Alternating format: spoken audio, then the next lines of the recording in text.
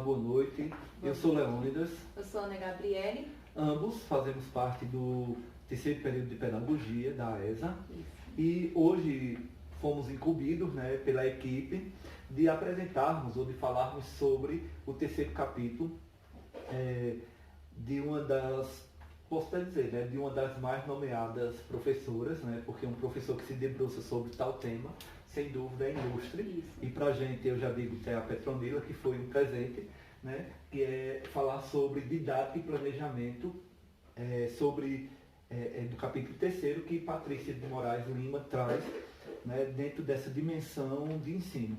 E o terceiro capítulo fala justamente sobre didática e planejamento. Então, como entender didática e planejamento, Gabi? Isso.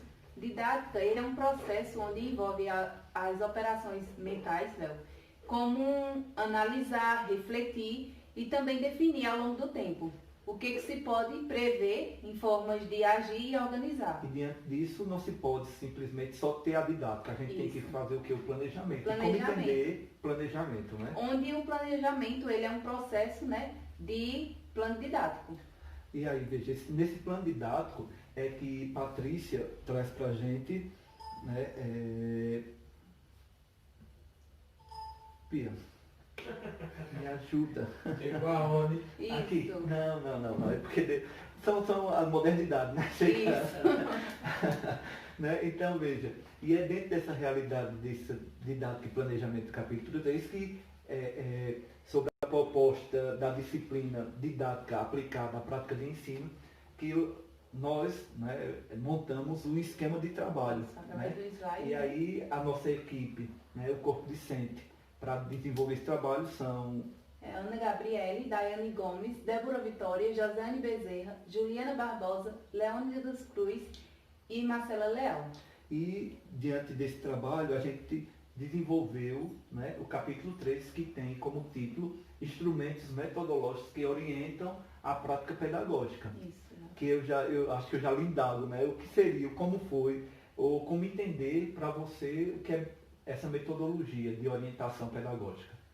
A gente pode ver que durante todo esse estudo que a gente veio fazendo através desses instrumentos, a gente percebe qual a importância e o que o professor deve fazer, qual é a observação, as críticas que deve se receber também, os registros, a avaliação, e foi tudo a partir dentro desse contexto de instrumentos metodológicos que a gente viu essa importância, sobre as orientações que devemos ter em prática na parte pedagógica. E assim, falando de prática, de pedagogia, esse terceiro capítulo me faz refletir, o quanto é importante o papel do professor, enquanto testemunho, enquanto motivador de pesquisa, enquanto conhecedor, ou pelo menos buscar conhecer a realidade do estudante dentro da sala de aula, onde está inserida a escola, o contexto cultural, e motivando, sendo ele um motivador e motivando os alunos para o quê? Para um contexto democrático de transformação, como a gente já vê tantos e tantos professores, pensadores e literatas de se debruçar sobre esse tema. Justamente. E aí começamos a entender, já desde o momento da introdução, que o capítulo terceiro nosso, ele vai tentar, ou nós vamos tentar, de forma simples e objetiva, apresentar para vocês. E ele diz o quê? Qual é a importância do planejamento escolar, a observação, o registro, a pesquisa, a avaliação, o replanejamento, que está envolvido tudo isso aonde? Dentro de um contexto social, isso. Tanto dentro da sala de aula quanto ao redor dele. E aí? O que seria a observação, Gabi? Que aí é vamos dizer assim, a pedra de toque do nosso caminhar. A observação, ela não é só uma imagem, Ela entra também como os elementos culturais que se inscrevem aos processos cotidianos, onde o professor ele precisa, pois, saber o que vai observar e direcionar ao aluno. E assim, entendendo essa frase, a gente vai ver que a observação não é simplesmente aquilo que os olhos alcançam dentro da sala de aula. Ele tem que perceber o que é que ele quer observar, o que ele vai observar. E quando ele diz assim, eu vou observar os acontecimentos, não são acontecimentos históricos, mas é a simplicidade do aluno, é as suas inquietações, o seu mundo, mundo. Dentro da sala de aula, fora da sala de aula, na questão cultural, relacional, familiar, a questão de perceber e observar isso para que ele comece a caminhar dentro dessa metodologia um grande projeto, né? Trabalhar o que a gente diz, fomentar passos para o que? O seu planejamento. Eu não posso planejar simplesmente partindo de mim, mas por todo aquele contexto que eu quero observar e tenho à minha frente. Daí, o que a gente entende como planejamento? O planejamento ele vai além da sala de aula, né? Então ele envolve também refletir sobre ações que se desenvolvem meios como ferramentas utilizadas pelo professor, né? Então aqui a gente pode ver que o professor ele vai além da sala de aula, ele tem que ter a forma de escolher as ferramentas que ele vai utilizar ali também, né? E qual o programa de conteúdo que ele vai utilizar, o que ele vai fazer. E suas atividades. Como entender isso? Né? Quando a gente fala que o planejamento ele vai além do que eu acabei de dizer, eu observo o aluno, né? Mas o aluno não é só aluno enquanto pessoa dentro da sala de aula, mas ele traz uma história. Né? Então, para eu fazer esse planejamento, eu tenho que ter um programa de conteúdo. Eu até estava falando ontem, a Gabi, quando a gente estava terminando de planejar isso, para eu trazer uma atividade para a sala de aula, eu tenho que conhecer essa realidade. Aí eu citava como exemplo, por exemplo, estamos numa festa junina, né? Que aí vem a questão de tempo. Na festa junina, vamos fazer uma festa, né? Muitos professores têm suas atividades voltadas a isso e fala, por exemplo, de comidas de milho. Mas muitas vezes a realidade onde está inserido aquele aluno, né? Ele muitas vezes não tem nem o que comer diariamente na sua casa. Imagina comida de milho. Então, quando eu tenho um conteúdo a programar e quando eu trago para o aluno essas atividades, eu tenho que saber o que vou colocar da realidade para não constranger, né? E a sala de aula não tornar-se para aquele aluno um fardo. E aí, Patrícia traz para a gente 3 modalidades que cabem nesse planejamento para o professor levar em consideração, que são a observação, o registro de hipótese e também a avaliação. Essa observação a gente já falou, né, que é perceber o aluno e perceber sua realidade, onde está a escola. O registro da hipótese justamente é possível falar sobre isso, e se eu for falar sobre festa junina como exemplo, né, eu tenho que ver o que é que aquela comunidade tem para mim, e aí eu faço minha avaliação. Né? Eu contribuo ou atrapalho? Né? Então, esse é o papel fundamental na questão do planejamento.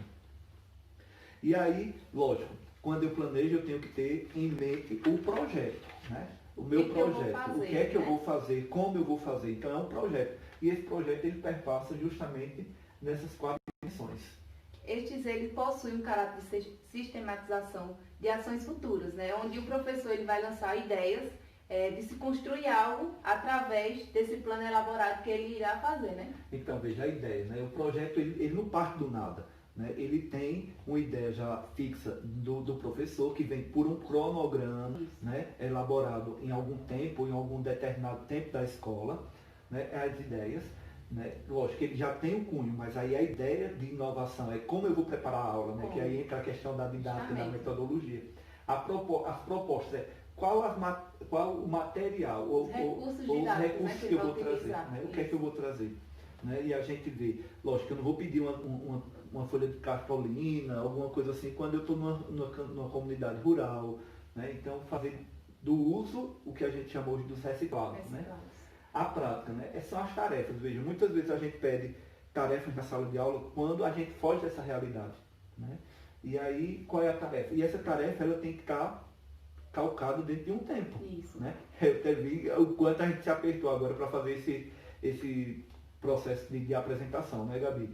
Né? A questão de tempo. Né? Tinha um cronograma, tinha uma proposta, tinha uma ideia, tínhamos a matéria, tínhamos a ideia, né? Isso, justamente. Né? E aí o tempo quase que nos atrapalha, né? Porque quando se faz uma proposta de trabalho em grupo, a gente vê como é difícil caminhar, né? Porque são muitas cabeças pensando e temos essa realidade que é pautado dentro de um projeto. Então tem que estar muito atento ao tempo. Certo? E aí depois que a gente tem esse projeto, a gente vai estar, vamos dizer assim, vamos dizer, para o assoalho, né? Aquilo que faz com que nasça o projeto. Isso, né? E aí é o plano de aula. E na questão de plano de aula, sem dúvida, onde nasce todo o projeto, né, de forma concisa e clara daquilo que o professor quer fazer. Justamente. E aí definimos plano de aula. É uma ferramenta que descreve detalhadamente os elementos necessários para o desenvolvimento do processo.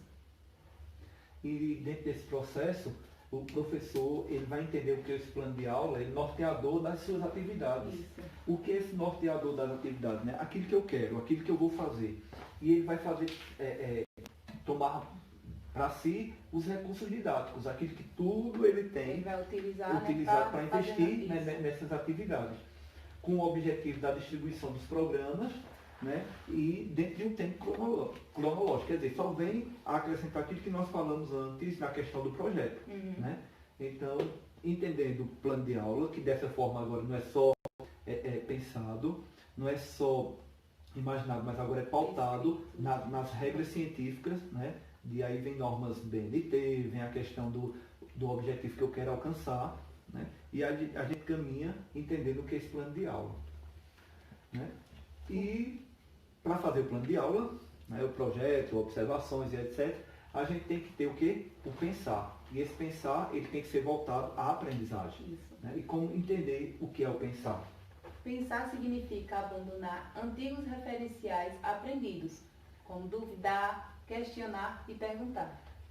Tendo como objetivo do saber é a tomada de consciência que buscamos e acreditamos e sonhamos fazer. Então, vê, quando eu digo que o aluno tem esse direito de pensar, ou a gente faz com que o aluno pense, né, ele não vai pensar do nada, do vazio. Né? Ele vai duvidar. Então, quando eu duvido, eu instigo o aluno a tirar suas dúvidas. E, por que isso? Né? Por que tal cor? E aí ele vai fazer um tipo de comparativo, né? Que a gente vai ver um pouquinho mais adiante. Então, o pensar é questionador e, ao mesmo tempo, reinicia ou cria-se uma nova pergunta. O objetivo, né, quando ele toma consciência, né, de que ele tem esse direito de pensar. Ele é um ser pensante, né? Já dizia o filósofo, né? Penso, logo existo. Né? E aí, nesse penso, logo existo, ele vai fazer acontecer o que ele quer. Ele sonha em fazer. Né? Quer dizer, abre porta, vamos dizer, abre a primeira porta, né, do primeiro passo da criança que quer aprender. E aí, quando ele tem esse direito de pensar, que ele tem esse objetivo, né, que é realizar seus sonhos, ele vem com o quê? Com um registro reflexivo. Então, ele vai fazer com que ele pense, não é pensar dando resposta, mas o porquê. Né? A gente leva realmente o aluno a questionar-se e a pensar. E aí, esse registro faz com que ele tenha o quê? Ele reveja, ele avalie, ele replaneje suas ações. Né? Que ele vê que o que fazia antes não fará da mesma forma. E aí, com esse direito de pensar, ele faz com que o aluno comece a comparar, a observar e a classificar. E como é que a gente entende isso, Gabi? A comparação vai fazer com que o aluno perceba qual a diferença que existe entre uma coisa e qual a semelhança que ele há também, né, no que o professor passou para ele. E quando ele passa a observar, ele vai ver o que difere, o que tem em uma coisa e o que falta. Né? E a classificação é a escolha do que é útil, né, e o que não é para nós. Tá vendo que são etapas. Então, eu já tenho o meu pensar, eu já tenho minha resposta. Mas aí o comparar do meu pensar é justamente observar essa diferença e a semelhança. Exemplo disso, né? Na minha casa todo mundo veste camisa. Né? Então, o vestir camisa é normal, é natural. Mas quando eu desperto na criança o direito de pensar, ele vai começar a fazer esse comparativo. A diferença da camisa do meu pai para a camisa da minha mãe. Né? E o que é semelhante? A cor. Vamos dizer, minha mãe tem uma camisa preta, meu pai tem uma camisa preta. Então, portas da sua imaginação. E ele começa a observar que nem tudo é igual. Né? E nessa diferença ele vai buscar o que é diferente e o que falta para ser igual. Né? Então veja como é importante levar a criança a pensar. E classificar. Olha, a camisa da minha mãe não é útil para mim, se for o filho homem. Né? Então ele começa também a fazer escolhas, o que é importante para ele. E aí a ação pedagógica em concepção demográfica. democrático. Isso é fundamental, né, nessa mudança de ensino pedagógico. Isso. A gente agora passa não só a refletir, mas a gente vai começar a ler os textos, né, porque ele por si só já tem suas explicações. Isso. E é no espaço de liberdade e abertura que é possível perguntar. Lógico que, ao pensar subjetivo, podemos considerar que o sujeito é uma totalidade de ação e de pensamento. Mas não existe processo de autonomia, que é a libertação, sem a criação e apropriação de pensamento, dos desejos e também dos sonhos que ele tem na sua vida, né? Freire é muito, eu diria assim, é o pai realmente, né, do ser pensante enquanto democrático, né, que ele diz que realmente quando eu pergunto ou quando eu deixo que o aluno pergunta, a gente abre para ele ou damos o direito dele ser livre. Né? Na pedagogia da autonomia ele vai falar justamente isso, desse aprendizado, né, de perguntas. Então quando o professor se abre à pergunta do aluno, cria nele um ser pensante, um ser de ação, um ser de mudança social. E quando ele pensa em mudança social, ele pensa numa mudança formativa, transformadora e conjunta. E aí não se pode entender uma pedagogia democrática sem entender que toda aprendizagem implica em mudanças, transformações, e que ensinar significa acompanhar, instrumentalizar as intervenções, reciprocidade dialógica. É justamente isso. Quando eu pergunto enquanto professor, eu aprendo. E quando eu recebo a resposta, né, ao mesmo tempo eu também questiono e eu faço com que o professor também pense. Isso. Né? Por isso que no cartaz ele diz, nenhum de nós é tão bom quanto todos nós juntos. Né? Isso é uma concepção democrática, né, social dentro do ensino. E a reflexão em registro. Segundo Freire, o primeiro movimento da construção da aula é a intervenção que fundamenta, instiga e também provoca e impulsiona a aprendizagem. São as intervenções que estruturam o objeto em estudo. O segundo é o encaminhamento, que são as propostas de atividades, as tarefas e os passos a seguir. E a devolução, que é, na verdade, a sistematização das informações, o esclarecimento teórico para a compreensão do conteúdo estudado. A gente vê que esses dois últimos slides, eles se como é que eu posso dizer? Eles se somam. Isso. Porque na primeira a gente entendeu que o pensar leva realmente a uma abertura de liberdade, né? A uma transformação. E Freire aponta que quando você abre essa porta para a criança, ou quando você mostra a ela que ela tem essa liberdade de pensar, é fundamental, porque, veja, é nesse processo de intervenção, de encaminhamento e de devolução que a gente vê as transformações. E quando se fala de transformação, não é só social, é transformação pessoal, educacional, é uma transformação familiar, né? E por que não dizer social? Né? Porque é tudo isso.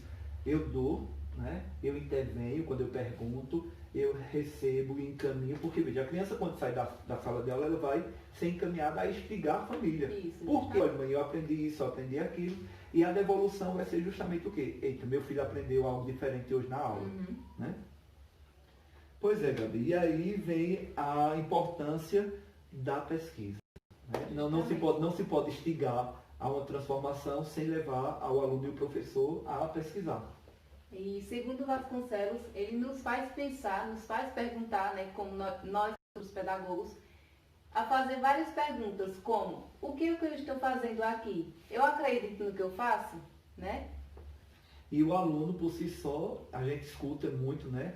Para que estudar? Né? Eu vou lá para a sala de aula, então a gente vê, quando se fala no contexto de pesquisa, quanto ainda é sofrível, ou eu diria, quanto ainda não é valorizada. Né? Agora, por que não é valorizada? É justamente o que Demo vem dizer em Vasconcelos, que o professor, ele deve ser, né, esse exemplo, esse testemunho. Ele deve ser coerente e acreditar que ele é o primeiro, vamos dizer assim, ele é o primeiro motivador à transformação e levar o aluno a ver a valorização do estudo na área de pesquisa. Justamente.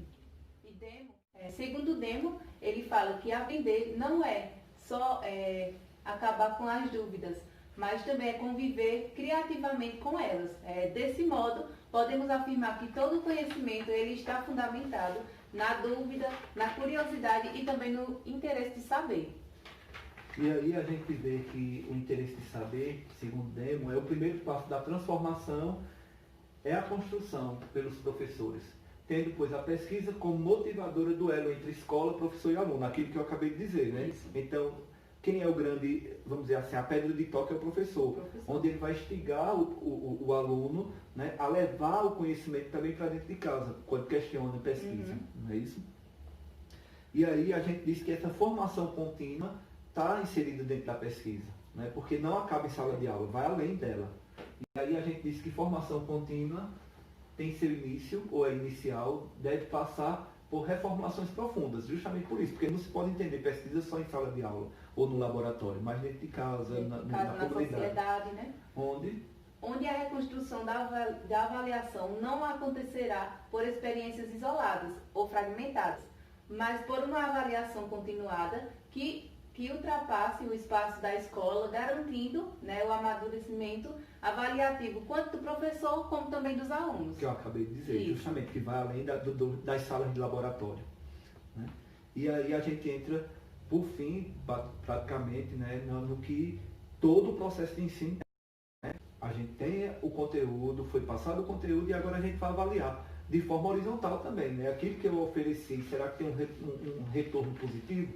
E a gente diz que a avaliação, segundo o Freire, ele vai trazer em 3 patamares, né? Os 3 momentos que são diferentes 3 concepções, né, no âmbito da educação, que é a autoritária, espontaneísta e também a democrática. E aí, Sigmund Martins afirma que tal perspectiva deve levar em consideração as etapas da avaliação e questionar. Né? Aquilo que vai ser avaliado tem que ser questionado, investigado, analisado as hipóteses dos educandos, refletir e planejar as ações pedagógicas. Isso. Porém, não há um padrão universal da avaliação.